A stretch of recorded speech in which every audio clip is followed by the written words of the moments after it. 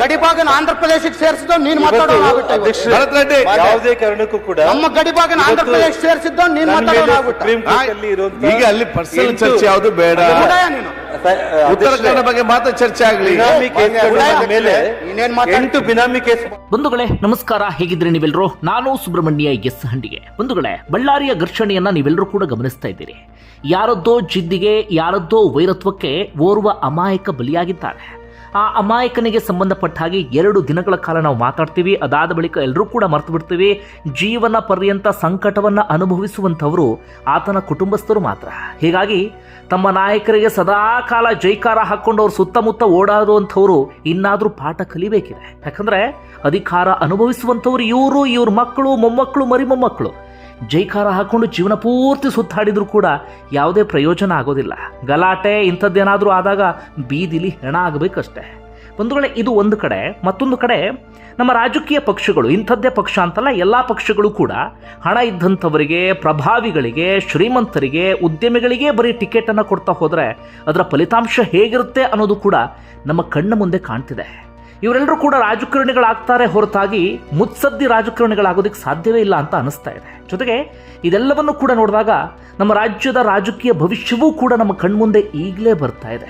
ಇವರೆಲ್ಲರಿಗೂ ಕೂಡ ಸಾರ್ವಜನಿಕ ಹಿತಾಸಕ್ತಿ, ಜನರ ಹಿತಾಸಕ್ತಿಗಿಂತ ಇವರ ಶತ್ರುತ್ವ, ಇವರ ವೈರತ್ವ, ಹಗೆತನವೇ ಇವರಿಗೆ ಮುಖ್ಯವಾಗಿ ಕಾಣುತ್ತೆ. ಅದನ್ನು ಸ್ವಲ್ಪ ಬದಿಗೆ ಸರಿಸಿ ಈಗ ಇವರ ವೈರತ್ವದ ವಿಚಾರಕ್ಕೆ ಬರ್ತೀನಿ. ತಿಳ್ಕೊಳ್ಳೇಬೇಕಾಗಿರುವಂಥ ಮಾಹಿತಿ ಅಲ್ಲ, ಆದರೆ ಈ ಬೆಳವಣಿಗೆ ನಡುವೆ ಸಹಜವಾಗಿ ಕುತೂಹಲ ಇರುತ್ತೆ.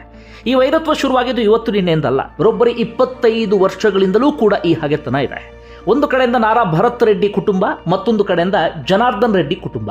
ಬಳ್ಳಾರಿ ರಾಜಕಾರಣದಲ್ಲಿ ಹಿಡಿತ ಸಾಧಿಸುವಂಥ ಉದ್ದೇಶಕ್ಕೆ ಶುರುವಾದಂಥ ವೈರತ್ವ ಇವತ್ತಿಗೂ ಕೂಡ ಹಾಗೆ ಕಂಟಿನ್ಯೂ ಆಗ್ತಾ ಇದೆ. ವೈರತ್ವದ ವಿಚಾರಕ್ಕೆ ಬರ್ತೀನಿ. ಅದಕ್ಕೂ ಮುನ್ನ ನಾರಾ ಭರತ್ ರೆಡ್ಡಿ ಯಾರು ಅನ್ನೋದನ್ನು ಗಮನಿಸೋಣ. ನಾರಾ ಭರತ್ ರೆಡ್ಡಿಗೆ ವಯಸ್ಸು ಸದ್ಯ 34ರಿಂದ 35 ವರ್ಷ. ಚಿಕ್ಕ ವಯಸ್ಸಿಗೆ ಶಾಸಕನಾದಂಥ ವ್ಯಕ್ತಿ. ಇವರ ತಂದೆ ಹೆಸರು ನಾರಾ ಸೂರ್ಯನಾರಾಯಣ ರೆಡ್ಡಿ. ಅವ್ರು ಯಾರು ಅನ್ನೋದು ನಾನು ಆನಂತರ ಹೇಳ್ತೀನಿ. ಅವರ ಮಗನೇ ಭರತ್ ರೆಡ್ಡಿ. ಲಂಡನ್ನಲ್ಲಿ MBA ಮುಗಿಸ್ಕೊಂಡು ಬಂದರು. ಅದಾದ ಬಳಿಕ ರಾಜಕಾರಣಕ್ಕೆ ಎಂಟ್ರಿ ಕೊಟ್ಟರು. ಜಿಲ್ಲಾ ಪಂಚಾಯತ್ ಚುನಾವಣೆಯಲ್ಲಿ ಬಿಜೆಪಿ ವಿರುದ್ಧ ಭರ್ಜರಿ ಗೆಲುವನ್ನು ಸಾಧಿಸ್ತಾರೆ ಕೊರ್ಲಗುಂಡಿಯಲ್ಲಿ. ಅಂದಿನಿಂದ ರಾಜಕಾರಣ ಆರಂಭ ಆಗುತ್ತೆ. ಅದಾದ ನಂತರ 2023 ಚುನಾವಣೆಯಲ್ಲಿ ಇವ್ರ ತಂದೆ ಕಾಂಗ್ರೆಸ್ ಟಿಕೆಟ್ ಆಕಾಂಕ್ಷಿಯಾಗಿದ್ದರು. ಆದರೆ ಅವ್ರ ತಂದೆ ಕೊಡಲಿಲ್ಲ. ಅದರ ಬದಲಾಗಿ ನಾರಾ ಭರತ್ ರೆಡ್ಡಿಗೆ ಟಿಕೆಟನ್ನು ಕೊಟ್ಟುಬಿಡ್ತಾರೆ. ಆಗ ಪರಿಸ್ಥಿತಿ ಹೇಗಿರುತ್ತೆ ಅಂದರೆ, ಜನಾರ್ದನ್ ರೆಡ್ಡಿ ಬಳ್ಳಾರಿಗೆ ಎಂಟ್ರಿ ಕೊಡುವ ಸ್ಥಿತಿಯಲ್ಲಿ ಇರಲಿಲ್ಲ ಸುಪ್ರೀಂ ಕೋರ್ಟ್ನ ಷರತ್ತಿನ ಪ್ರಕಾರವಾಗಿ. ಜೊತೆಗೊಂದು ಹೊಸ ಪಕ್ಷವನ್ನು ಹುಟ್ಟು ಹಾಕಿರ್ತಾರೆ. ಆಗ ತಮ್ಮ ಪತ್ನಿಯನ್ನು ಕಣಕ್ಕಿಳಿಸ್ತಾರೆ. ಬಿಜೆಪಿ ವಿರುದ್ಧ ಸೇಡ್ ತೀರಿಸಿಕೊಳ್ಬೇಕು ಎನ್ನುವಂಥ ಉದ್ದೇಶದಿಂದ ಅವರ ಪತ್ನಿ ಆಗ ಲಕ್ಷ್ಮೀ ಅರುಣ ಚುನಾವಣೆಗೆ ಸ್ಪರ್ಧೆಯನ್ನು ಮಾಡಿರ್ತಾರೆ. ಇನ್ನೊಂದು ಕಡೆಯಿಂದ ಏನಾಗ್ಬಿಡುತ್ತೆ ಅಂದರೆ, ಬಿಜೆಪಿಯಿಂದ ಜನಾರ್ದನ್ ರೆಡ್ಡಿ ಸಹೋದರ ಸೋಮಶೇಖರ್ ರೆಡ್ಡಿಯ ಸ್ಪರ್ಧೆಯನ್ನು ಮಾಡಿಬಿಡ್ತಾರೆ. ಇದು ಒಂದು ರೀತಿಯಲ್ಲಿ ಭರತ್ ರೆಡ್ಡಿಗೆ ಹೆಲ್ಪ್ ಆಗಿಬಿಡುತ್ತೆ. ಯಾಕಂದರೆ ರೆಡ್ಡಿ ಕುಟುಂಬದಲ್ಲೇ ಒಡಕಿರುತ್ತೆ. ರೆಡ್ಡಿ ಬಳ್ಳಾರಿಗೆ ಎಂಟ್ರಿ ಕೊಡುವಂಥ ಸ್ಥಿತಿಯಲ್ಲಿ ಇರೋದಿಲ್ಲ. ರೆಡ್ಡಿ ಹಾಗೆ ಶ್ರೀರಾಮುಲು ನಡುವೆಯೂ ಕೂಡ ಸಂಬಂಧ ಚೆನ್ನಾಗಿರೋದಿಲ್ಲ. ಹೀಗೆ ಅವ್ರ ನಡುವೆ ನಾನಾ ರೀತಿಯ ಸಮಸ್ಯೆ ಇರುತ್ತೆ.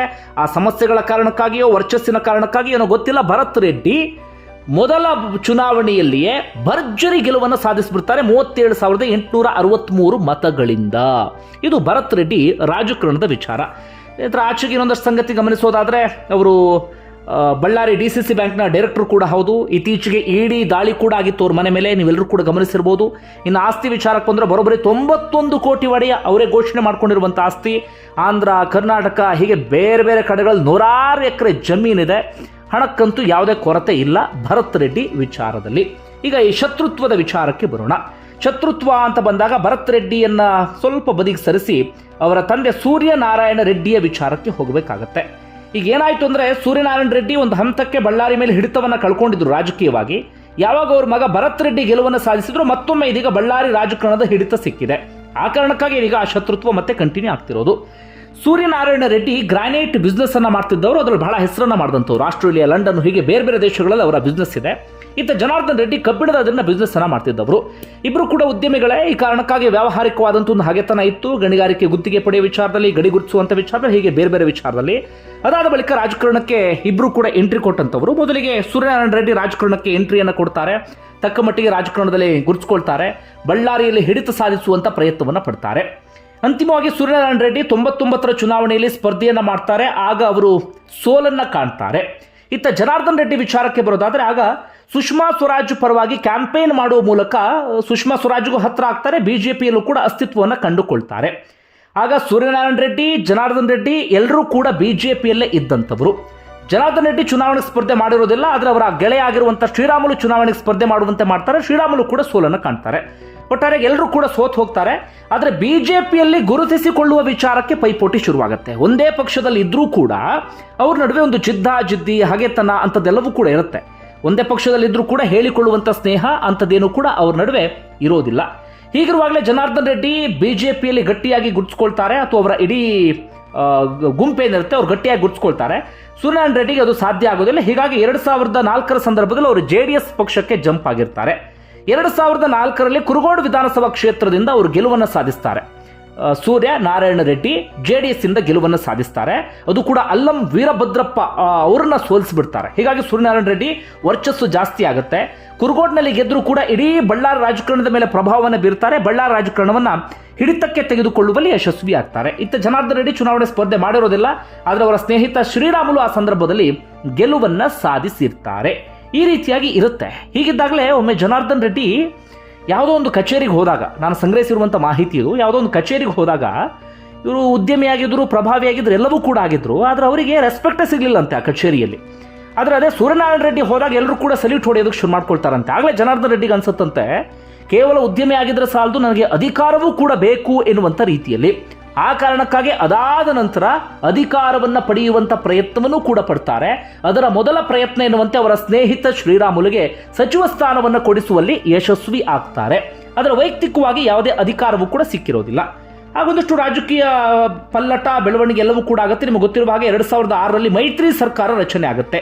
JDS ಮತ್ತು BJP ಬೇರೆ ಬೇರೆ ಪಕ್ಷದಲ್ಲಿ ಇದ್ರೂ ಕೂಡ ಸೂರ್ಯನಾರಾಯಣ್ ಹಾಗೆ ಜನಾರ್ದನ್ ಇಬ್ರು ಒಂದೇ ಸರ್ಕಾರದ ಭಾಗವಾಗಿಬಿಡ್ತಾರೆ, ಮೈತ್ರಿ ಸರ್ಕಾರದ ಭಾಗ ಆಗಿಬಿಡ್ತಾರೆ. ಆಗ ಸೂರ್ಯನಾರಾಯಣ ರೆಡ್ಡಿಗೆ ಇನ್ನೊಂದಷ್ಟು ರಾಜಕೀಯವಾಗಿ ಪ್ರಮೋಷನ್ ಸಿಗುತ್ತೆ. ಕಾರಣ ಆಗ CM ಆಗಿದ್ದಂಥ ಕುಮಾರಸ್ವಾಮಿಯವರ ರಾಜಕೀಯ ಕಾರ್ಯದರ್ಶಿ ಆಗಿಬಿಡ್ತಾರೆ ಸೂರ್ಯನಾರಾಯಣ ರೆಡ್ಡಿ. ಹೀಗಾಗಿ ಬಳ್ಳಾರಿ ರಾಜಕಾರಣದಲ್ಲಿ ಇನ್ನಷ್ಟು ಹಿಡಿತವನ್ನು ಸಾಧಿಸುವಲ್ಲಿ ಯಶಸ್ವಿ ಆಗ್ತಾರೆ. ಹೀಗಿರುವಾಗಲೇ 2006ರಲ್ಲೂ ಒಂದು ಘಟನೆ ಆಗುತ್ತೆ. ಬಳ್ಳಾರಿಯಲ್ಲಿ KDP ಸಭೆ ನಡೀತಿರುತ್ತೆ. ಆ ಸಭೆಗೆ ಶ್ರೀರಾಮುಲು ಬಂದಿರ್ತಾರೆ. ಆಗ ಶ್ರೀರಾಮುಲು ಜೊತೆಗೆ ಜನಾರ್ದನ್ ರೆಡ್ಡಿಯೂ ಕೂಡ ಬಂದು ಕುತ್ಕೋತಾರೆ. ಆದರೆ ಜನಾರ್ದನ್ ರೆಡ್ಡಿಗೆ ಆಗ ಯಾವುದೇ ಅಧಿಕಾರವೂ ಕೂಡ ಇರೋದಿಲ್ಲ. ಶಾಸಕ ಆಗಿರಲಿ, ಸಚಿವ ಆಗಿರಲಿ, ಯಾವ ಸ್ಥಾನವೂ ಕೂಡ ಜನಾರ್ದನ್ ರೆಡ್ಡಿಗೆ ಇರೋದಿಲ್ಲ. ಆಗ ಸೂರ್ಯನಾರಾಯಣ ರೆಡ್ಡಿ ಅದಕ್ಕೆ ತೀವ್ರ ವಿರೋಧವನ್ನು ವ್ಯಕ್ತಪಡಿಸ್ಬಿಡ್ತಾರಂತೆ. ನೀವ್ಯಾಕೆ KDP ಸಭೆಗೆ ಬಂದರೆ ನಿಮಗೆ ಯಾವುದೇ ಅಧಿಕಾರ ಇಲ್ಲ ಅಂಥೇಳಿ. ಹೀಗಾಗಿ ಜನಾರ್ದನ್ ರೆಡ್ಡಿ ಅಲ್ಲಿಂದ ಹೊರಟೋಗುವಂಥ ಪರಿಸ್ಥಿತಿ ಎದುರಾಗಿ ಬಿಡುತ್ತೆ. ಆಗಲೇ ಜನಾರ್ದನ್ ರೆಡ್ಡಿ ಅನ್ಕೋತಾರೆ, ನಾನೇನಾದರೂ ಆಗಲೇಬೇಕು ಅಂಥೇಳಿ ಕೊನೆಗೂ ಜಿದ್ದಿಗೆ ಬಿದ್ದು ವಿಧಾನ ಪರಿಷತ್ ಸದಸ್ಯರಾಗುವಲ್ಲಿ ಯಶಸ್ವಿ ಆಗಿಬಿಡ್ತಾರೆ. ದುಡ್ಡಿತ್ತಲ್ಲ, ಪ್ರಭಾವ ಇತ್ತಲ್ಲ, ಆರಾಮಾಗಿ ಅವರೆಲ್ಲರೂ ವಿಧಾನ ಪರಿಷತ್ ಸದಸ್ಯರಾಗ್ತಾರೆ. ಬಿಡಿ, ವಿಧಾನ ಪರಿಷತ್ ಸದಸ್ಯರಾಗ್ತಾರೆ. ಅನಾದ ಬಳಿಕ MLC ಆಗಿ ಅವರು KDP ಸಭೆಗೆ ಬರೋದಕ್ಕೆ ಶುರು ಮಾಡ್ಕೊಳ್ತಾರೆ. ಈ ರೀತಿಯಾಗಿ ಒಂದು ಹಂತಕ್ಕೆ ಹಗೆತನವನ್ನು ತೀರಿಸಿಕೊಳ್ಳುವಲ್ಲಿ ಯಶಸ್ವಿ ಆಗ್ತಾರೆ. ಆದರೂ ಕೂಡ ಸೂರ್ಯನಾರಾಯಣ ರೆಡ್ಡಿ ಜನಾರ್ದನ್ ರೆಡ್ಡಿ ನಡುವೆ ಆ ಪೈಪೋಟಿ ಸಂಘರ್ಷ ಇದ್ದೇ ಇರುತ್ತೆ. ಒಂದು ಕೈ ಆಗ ಯಾರ್ದು ಮೇಲಿರುತ್ತೆ ಅಂದರೆ ಸೂರ್ಯನಾರಾಯಣ ರೆಡ್ಡಿಯದ್ದೇ ಇರುತ್ತೆ ಆಗ. ಯಾಕಂದರೆ ಅವ್ರ ಕೈಯಲ್ಲಿ ಅಧಿಕಾರ ಇತ್ತು, ಎಲ್ಲ ರೀತಿಯಲ್ಲೂ ಕೂಡ ಪ್ರಭಾವವನ್ನು ಹೊಂದಿದ್ರು, ಬಳ್ಳಾರಿ ರಾಜಕಾರಣದಲ್ಲೂ ಕೂಡ ಸಂಪೂರ್ಣವಾಗಿ ಹಿಡಿತವನ್ನು ಹೊಂದಿದಂಥ ವ್ಯಕ್ತಿ ಆಗಿದ್ರು. ಹೀಗಿದ್ದಾಗಲೇ 2007ರ ಪಾಲಿಕೆ ಚುನಾವಣೆ ಸಂದರ್ಭದಲ್ಲಿ ಬಳ್ಳಾರಿಯಲ್ಲಿ ಮತ್ತೊಮ್ಮೆ ಘರ್ಷಣೆ ಪೀಕ್ಗೆ ಹೋಗುತ್ತೆ. ಈಗ ಹೆಂಗೆ ಗಲಾಟೆ ಆಯಿತು, ಆಗಲೂ ಕೂಡ ಅದೇ ರೀತಿಯಾದ ಒಂದಷ್ಟು ಗಲಾಟೆ ಅಂಥದ್ದೆಲ್ಲವೂ ಕೂಡ ಆಗಿತ್ತು. ಈ ಹಂತಕ್ಕೆ ಬಂದಿತ್ತ 2008ರ ಸಂದರ್ಭದಲ್ಲಿ ಮತ್ತೊಂದು ರಾಜಕೀಯ ಪಲ್ಲಟ ಆಗಿಬಿಡುತ್ತೆ.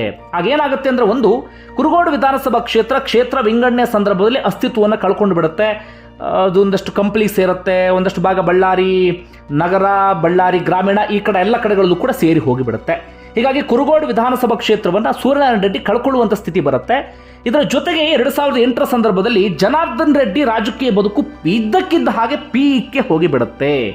2008ರ ಸಂದರ್ಭದಲ್ಲಿ ಅವರ ಬಲದಿಂದಲೇ BJP ಅಧಿಕಾರವನ್ನು ಹಿಡಿಯುತ್ತೆ. ಯಡಿಯೂರಪ್ಪನವರು ಆಗ ಮುಖ್ಯಮಂತ್ರಿ ಆಗುವಲ್ಲೂ ಕೂಡ ಯಶಸ್ವಿ ಆಗ್ತಾರೆ. ಅದಕ್ಕೆ ಜನಾರ್ದನ್ ರೆಡ್ಡಿ ಕೊಡುಗೆಯೂ ಕೂಡ ಬಹಳ ಇರುತ್ತೆ.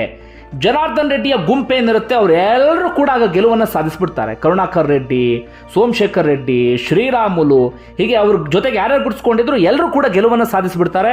ಜೊತೆಗೆ ಜನಾರ್ದನ್ ರೆಡ್ಡಿಯೂ ಕೂಡ ಸಚಿವನಾಗುವಲ್ಲೂ ಕೂಡ ಯಶಸ್ವಿ ಆಗಿಬಿಡ್ತಾರೆ. ಇಡೀ ಸರ್ಕಾರದ ಮೇಲೆ ಅವರಿಗೊಂದು ಹೋಲ್ಡ್ ಕೂಡ ಸಿಕ್ಕಿಬಿಡುತ್ತೆ. ಇತ್ತ ಸೂರ್ಯನಾರಾಯಣ ರೆಡ್ಡಿ ಸೋಲ್ತಾರೆ.